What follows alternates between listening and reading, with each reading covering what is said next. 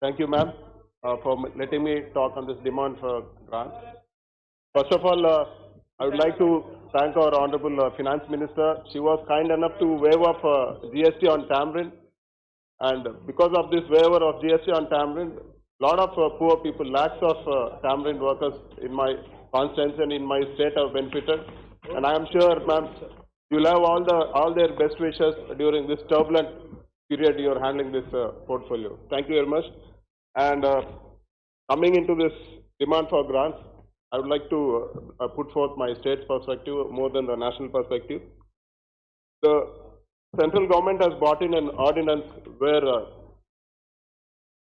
corporates have been given incentives in income tax to the tune of 1,45,000 crores. This is a welcome move because it will provide a stimulus to this economy, especially during this downturn. And I think this is mitigated to an extent by the transfer of 1,76,000 crores from the RBI as a surplus.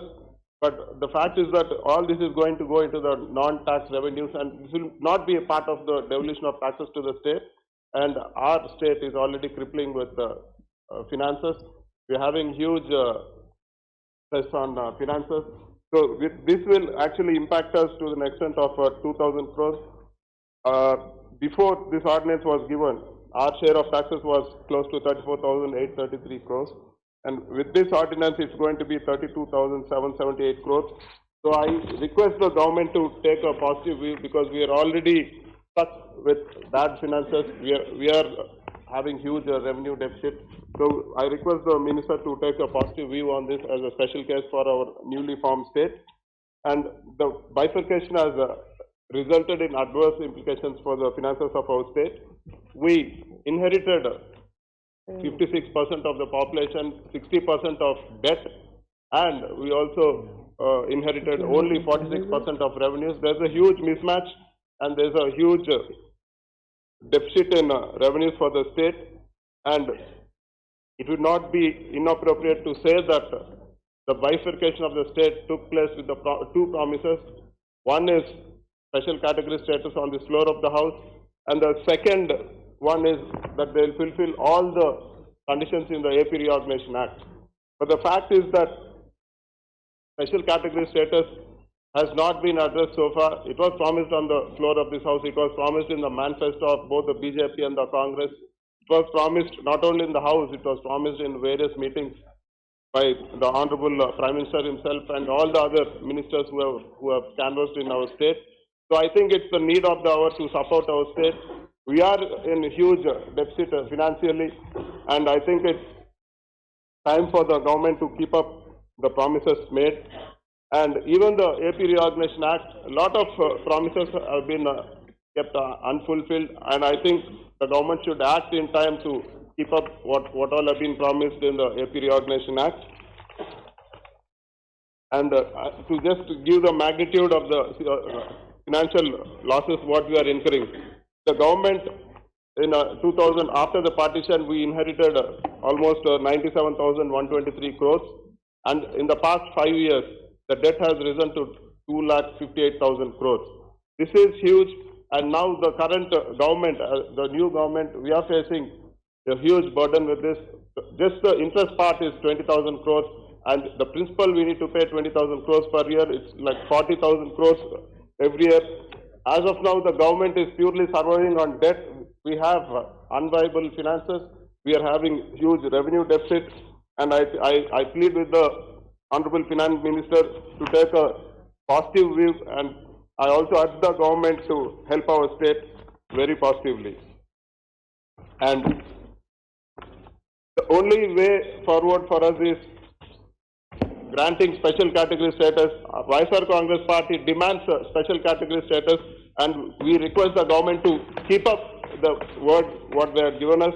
It is not a demand or whatever we are asking in AP Reorganization Act. It is not something new which we are asking. All this were promised, and we are requesting what has been promised to us.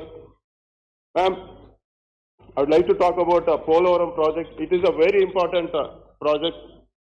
Andhra Pradesh is basically an agrarian state. More than 60% of the population thrive on agriculture. But in the past few years, the farmers have been hit with continuous drought and cyclones.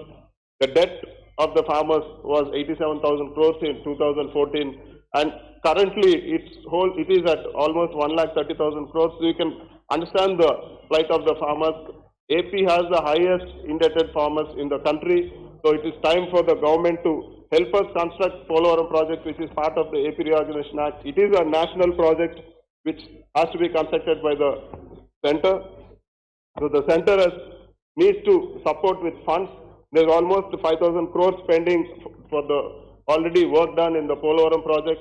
We are already living on borrowed finances, and the interest part on this 5,000 crores itself is almost close to 500 crores for our state, which is a huge burden for us. So I plead with the government to release this amount immediately, and also the project is in full progress. Very soon it is going to reach the 41.5 meter level for the spillway and the coffer dam, which means that there will be submergence, and huge amount needs to go into land acquisition and also for rehabilitation.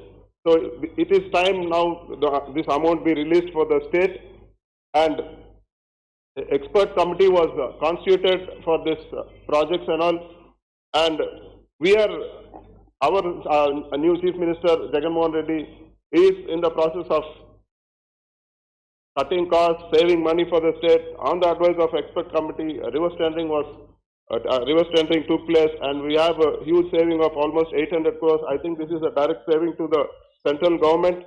So please keep all this in mind. Please understand our positive attitude. Help build Polavaram fast, because we don't have such conditions for national highway projects happening in our state.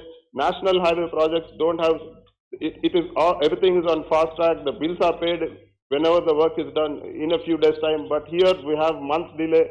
It's going to drain the exchequer of with additional interest costs.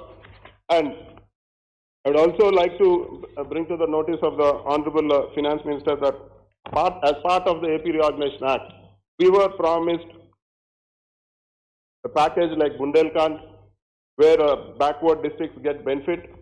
In our state, 7 districts have been identified, and every year 350 crores had to be released in this regard. But for the past 2 years, this amount has been pending, and even with the current year, a total of 1,050 crores is pending for the state. I urge the government to release this amount soon. And I also urge the Finance Minister to relook into this backward area grant, the whole workings, because if you see the actual Bundelkhand package, it was taken on the number of districts. But in Andhra Pradesh, we have lesser districts with huge population and huge area. So there is a mismatch in this. So we urge the government to take a view, to rework on this and take it on per capita basis. So I'll give an example what's happened in Bundelkhand and what's happening in AP. If you take the per capita grant which Bundelkhand is getting, it is almost 4,115 rupees per person. But the same thing in AP is 428, just 428 rupees per person, which is a big mismatch, and it is nowhere close to the Bundelkhand package. We are getting only 10% of what we were supposed to get. So please consider this and please rework on this. And I would also like to bring to the notice of the Honorable Finance Minister that during the bifurcation of the state, the first year, that is 2014-2015, it was promised that the revenue deficit will be reached and the revenue deficit will be paid to the state. But so far, of the total revenue deficit of 22,948 crores, only 3,979 has been released. There was a sort of a dispute between the central and state government regarding this figure, but the CAG has ratified this, that it is 22,948. So there is no dispute on this right now. So I request the Honorable Finance Minister to take a view on this and release the revenue deficit, whatever we have been expecting. And as I've already told, ours is basically an agrarian state. So if you take, we are majorly dependent on river Krishna, and though Godavari passes through our state, not much of water we are able to use from that. So as part of the interlinking of rivers, I urge the central government to take interlinking of river Krishna and Godavari as a national project. Because if you see, in river Krishna, because of climate change or whatever reasons, because of new projects being built, the water inflow into Andhra Pradesh, especially Srisalem Dam, has fallen from 1,230 TMC to 456 TMC. This is the average figures I am giving. So it is almost 1/3 of what water we need to get. So the only way to improve the demographic dividend of the state is to interlink these two rivers. Kindly support us, because we are an agrarian state, and everybody, I think this will be the largest employment generator for the state, and especially it will help Rayalaseema region, which is suffering from continuous years and years of drought. Ma'am, as part of the Reorganization Act, we were promised that the central government will sponsor and fund a port in our state. But what has happened is, Dugirajpatnam port was found to be unfeasible. Dugirajpatnam, so since it is unfeasible, we request money be given for Ramayapatnam port, which is a very crucial port, and it is part of the Visakhapatnam-Chennai industrial corridor.